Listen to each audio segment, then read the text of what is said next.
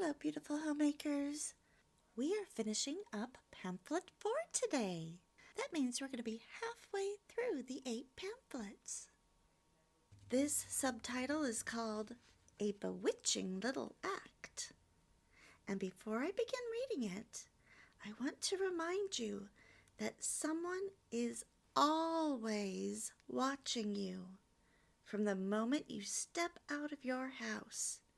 And if you have children, then you're being watched in your house as well.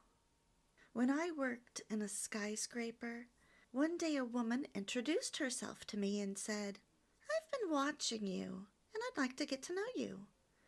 You remind me of a brunette Lady Diana. You have her mannerisms and tilt of head." And I was floored. It was a wonderful compliment. Lady Diana?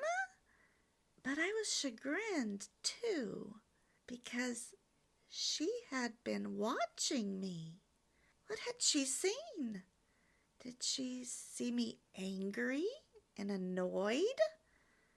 Irritated, troubled, sad? I usually wasn't a very happy camper coming to work because I was always running late. Because I didn't want to be there. I wanted to be at home. But from that time on, I've always tried to have the manners of a princess, especially in public. Just like how Kate and Meghan are being watched today by millions, you are also being watched by people you aren't even aware of, especially by your neighbors, people you go to church with, or people you work with in any capacity, paid or not. So I'm going to begin reading the last few pages of Chapter 8 in Pamphlet 4. This subheading is called A Bewitching Little Act. One of the most attractive, bewitching girls we ever knew won't even step into her backyard without first standing before a mirror, eyeing herself carefully from top to toe, and practicing for a minute or two the part she wants to assume before her observing neighbors. By this means, she not only assumes the proper manner, but she can quickly perceive whether her appearance harmonizes with that manner. And remember, we have talked about the fact that your clothes say it for you. Your clothes speak volumes. She will make a few touches to her hair, which will set off her wistful little face to the best advantage, and add the other little touches to her toilette and her dress, which only a dainty woman knows how to add. She knows, vixen that she is, and vixen in 1922 meant a glamorous and attractive woman, whereas today it has more of a sexual connotation. It's more of a flirt. So she knows, vixen that she is, that anything untidy or mannish in her appearance will spoil the entire effect. Therefore, even though only a few neighbors can possibly see her, she must first array herself in a spick-and-span bungalow apron and a saucy little cap. She has a perfect horror of being seen by anyone except when she can look and act her best. In the quiet of her home, in the tumult of society, on every occasion, and in every environment, she is constantly conscious of and practicing the little arts which make up a feminine manner. Little wonder that she carries herself with such an attractive and sweetly cuddlesome air. Little wonder that she outclasses the other girls with whom she comes in contact. Let's bring back this air of being attractive and sweetly cuddlesome wherever we are. Today we have more of a trend of being real, but it's usually to our detriment. People get on social media and say, "I know I look a mess, but this is real life." Now, if you have a new baby, I totally get it. Or if you're caring for a house full of toddlers, or if you're caring for someone who is sick. There are days that I stay in my pajamas all day too, but I don't do it nearly as much as I used to because I realized that when I stay in my pajamas, I just don't get much done. Pajamas are really too hot. When it's time to get to work on yourself and on your house and exercising and caring for others, you need to be in cooler clothes than pajamas. And there are days that I don't put on a full face of makeup. I'll just put on foundation, blush, and lipstick when I don't think I will be seeing anyone except for my family, and I'll forgo the eye makeup. But did I tell you about that time that the mail lady squealed when I opened the door? She said, "Oh!" And I'm thinking, what's wrong? Why did I startle her so much? And she says, "Oh, you look so pretty with makeup on." So if she was startled by me wearing makeup, what must I have looked like when I didn't? No matter your age, make it your goal to always look as attractive as you can and sweetly cuddlesome. I recently dog sat for a few days, and I wasn't going to see anyone, but I took that dog on a walk 3 times a day. And each day, I had a darling flowered dress that I wore that was perfect for the autumn weather with comfy walking sandals. And lo and behold, I ended up talking to quite a few neighbors. You never know who you are going to meet. This next part is in all caps. If you will examine the secret life of any attractive woman, you will observe the same unconscious but continuous practicing of the feminine ideal. The same scrupulous care always to act and look the part which men so much admire. In these exercises, therefore, you are merely doing consciously what Angela Human and your other models of femininity would do unconsciously. I recently took my mother-in-law to her Red Hats Christmas party. The women there ranged in age from 60 to about 93. And these women all were dressed to the nines. They looked beautiful. Their clothes were beautiful. Their makeup was beautiful. They were all wearing their correct colors. Each woman there knew this secret. The continuous practice of the feminine ideal. Scrupulous care, always to act and look the part, which men so much admire. These women were beautiful, because unlike in our time, they were taught that to look attractive is for other people as well as yourself. That it's good manners. That a way a person dresses and acts shows their dignity. People that are depressed don't brush their teeth, don't brush their hair, don't put on makeup, wear clothes that have stains on them or that are ill-fitting. But these women know that their clothes say it for them. They were festive, they were energetic, they were having lots of fun, and I never would have known that some of these women were in their 80s or 90s if they weren't bragging about their age. The secret life of an attractive woman. You will observe the same unconscious but continuous practicing of the feminine ideal. These women had it. Some of these women had been homemakers for over 50 years. Some of them had been school teachers. One was an art teacher, but they were all wearing absolutely beautiful clothes, well fitted, and they all had on jewelry. beautiful jewelry. And I want to quickly share a memory of the woman I secretly looked up to that I told you about. The one who was so compassionate with the woman who had that sick cat. Well, when I was a teen, this lady and her husband were given a surprise party by their family, and the church was invited. And it was being held in their home. They had taken out their grandchildren, and when they walked in, we all yelled surprise. She was wearing white pants and sandals with a white top that had colorful flowers near her neck, and she was wearing her jewelry. They were indeed very surprised, and she was the epitome of graciousness. Everyone was then ushered into the backyard for food, and the couple disappeared for a few minutes. And when they reappeared in the backyard to give a welcoming speech, he was in a suit and she was in a lovely dress.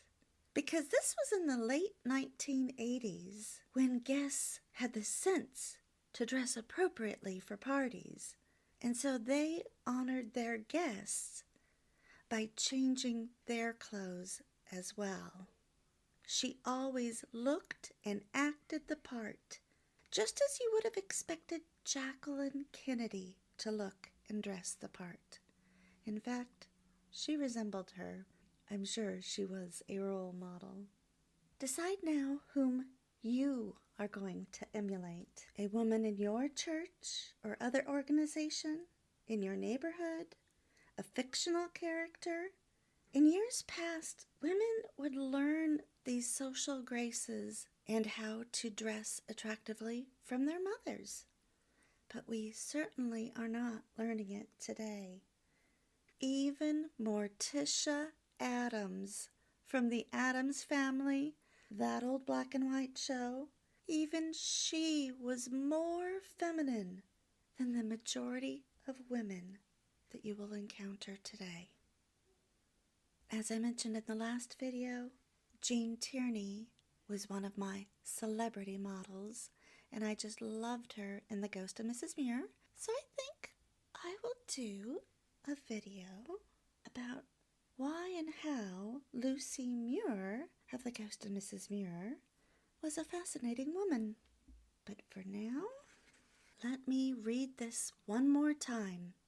If you will examine the secret life of any attractive woman, you will observe the same unconscious but continuous practicing of the feminine ideal. The same scrupulous care always to act and look the part which men so much admire. In these exercises, therefore, you are merely doing consciously what Angela Human and your other models of femininity would do unconsciously. And now we come to a great surprise for you. It is a fact of psychology that your actions usually influence your thinking. That if you act a certain way, you will usually become that way for the time being, and that if you continue to act that way, you will, as a rule, permanently assume the character you are acting. In other words, if you act like Angela Human, you will, for the time being, assume her character. And if you continue your acting long enough, you will become permanently as charming, as attractive, and as winsomely feminine as Angela Human herself. You need then no longer act. You will merely respond to the promptings of your own nature. At first, your attempts to be feminine will seem ridiculous. But as you continue to go through the motions, you will gradually acquire the mood and the spirit you are acting.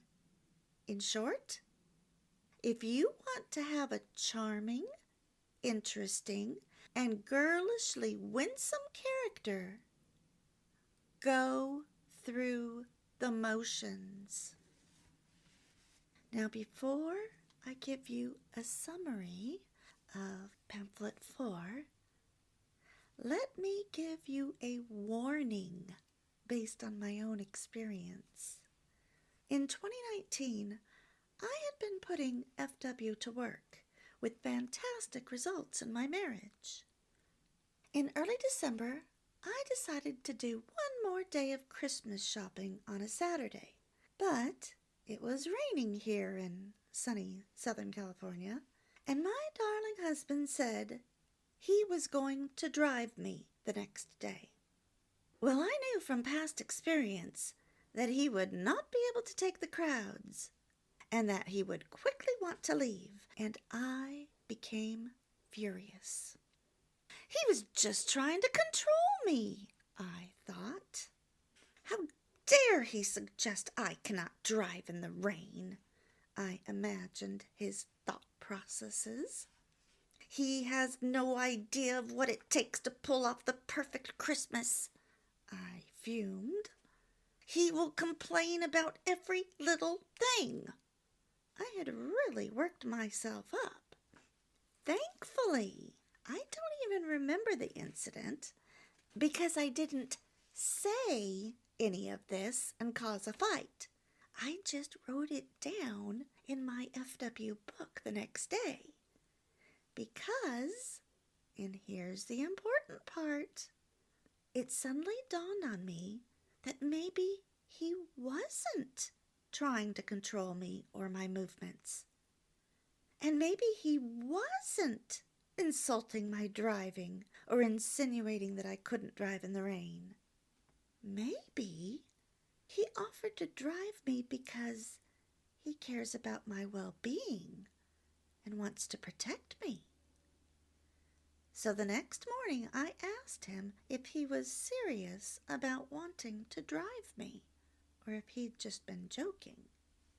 He asked me if I felt safe driving in the rain and if I was fine with parking and then walking in the rain or if I needed him.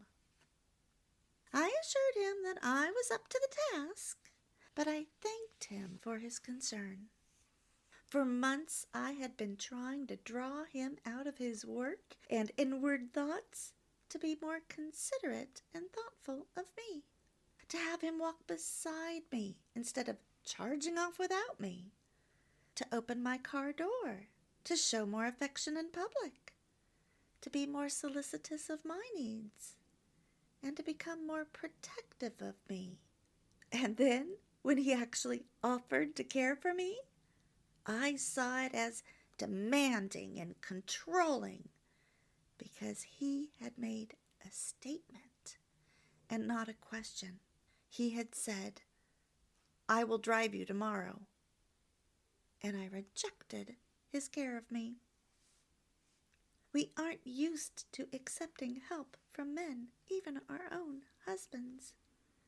So before you fly off the handle at a man who just wants to help you, consider what his heart was saying and not just his words. And here's the summary from the 1935 edition. 1. Be feminine, not virile. I looked up virile, and it says masculine, energetic, or forceful. Encourage a man to be protective. Do not be too independent of his willingness to be concerned about you. When a man is in love, his first instinct is protection and concern. 2. Study the ways of naturally charming women. Practice these ways. After a while, their ease and sincerity will be yours. After you have acquired these traits, you'll become unconscious of them. Avoid a forced laugh or giggle or some nervous physical movement. I used to have that a lot. 3.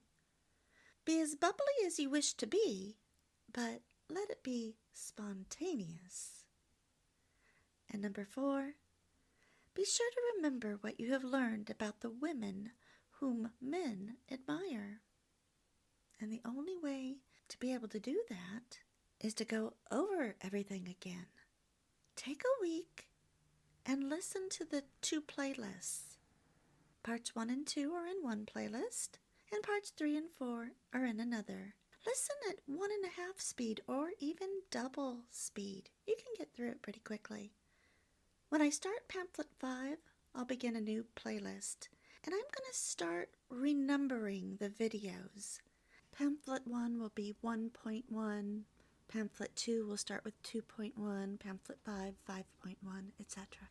In Pamphlet 5, we are going to be going over more of the fun stuff, the stuff women actually like to hear, because every woman likes a makeover, and it's going to be talking more about presentation. But without the first 4 pamphlets of attitude, feminine manner, and having a worthy character, presentation will mean little. You'll be able to get a man's attention, but you won't be able to keep him.